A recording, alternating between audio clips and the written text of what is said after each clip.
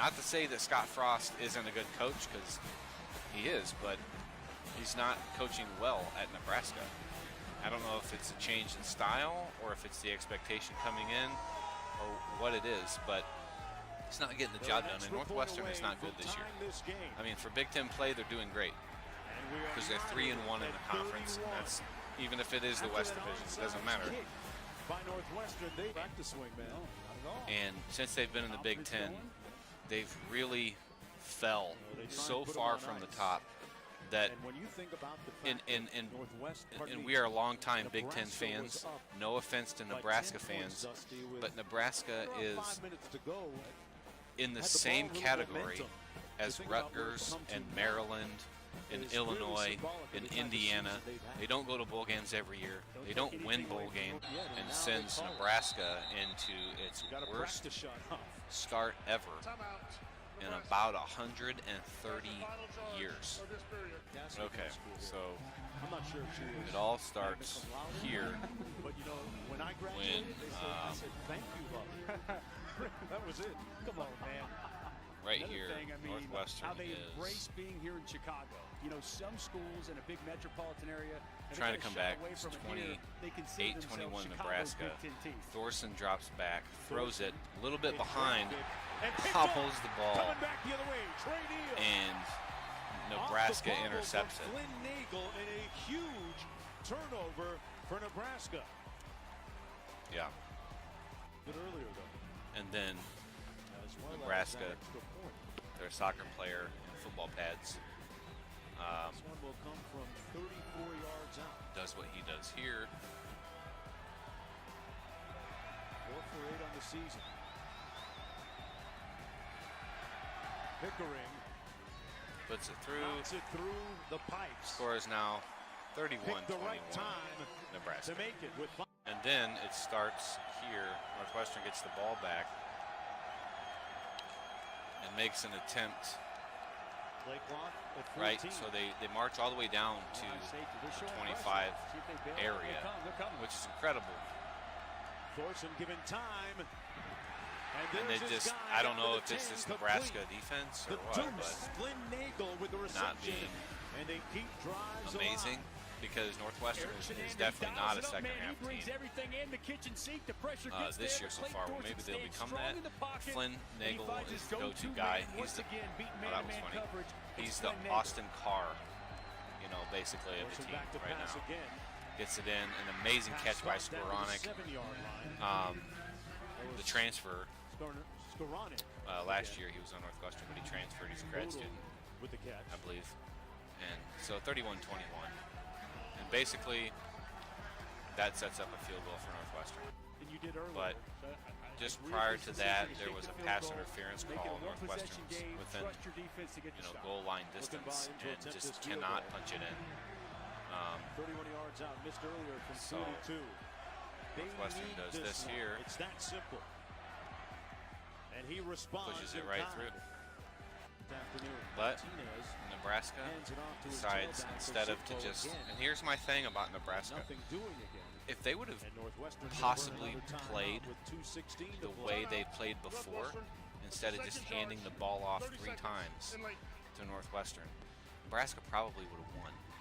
Because now they're just trying to be conservative. And when you give the team another chance to come back, i.e. 3 and out, it is what it is. And then Nebraska just pitches this punt back to the 1. So now Northwestern has to go 99 yards to get it. And that was an amazing, amazing punt. Even if Northwestern wouldn't have won the game, I would have still been like, man. Because now you're looking at the most possible scenario to win, because they have to drive 99 yards in 2 minutes. So as per the usual, Thorson drops back and throws a 32-yard bomb, and then as soon as he does that, he then throws to Skowronek on the 5-yard line with 25 seconds left. No timeouts remaining. And no timeouts, gets up there, Do they ground it here? spikes the ball. Good choice. Stop the clock with. And then as soon as that happens, you'll watch this replay one more time. 6'4", goes up and gets it. handles the hit. Man, we got action, partner. So this is a beautiful play.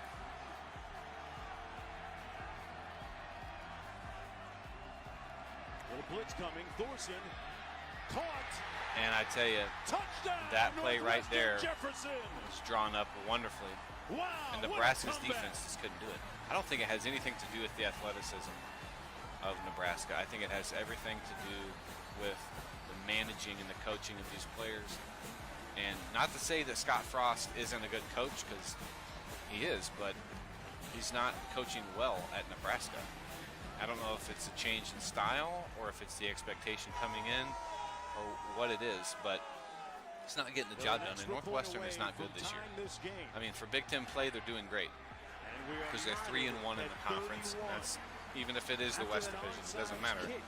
By Northwestern, they appear to be. And then, so Northwestern gets lucky because Nebraska gets a false start penalty. It's a great, believe it or not, again, the announcers are saying the right thing. It was a great open field tackle. It's about as good as you can do one-on-one, honestly, without taking the guy out.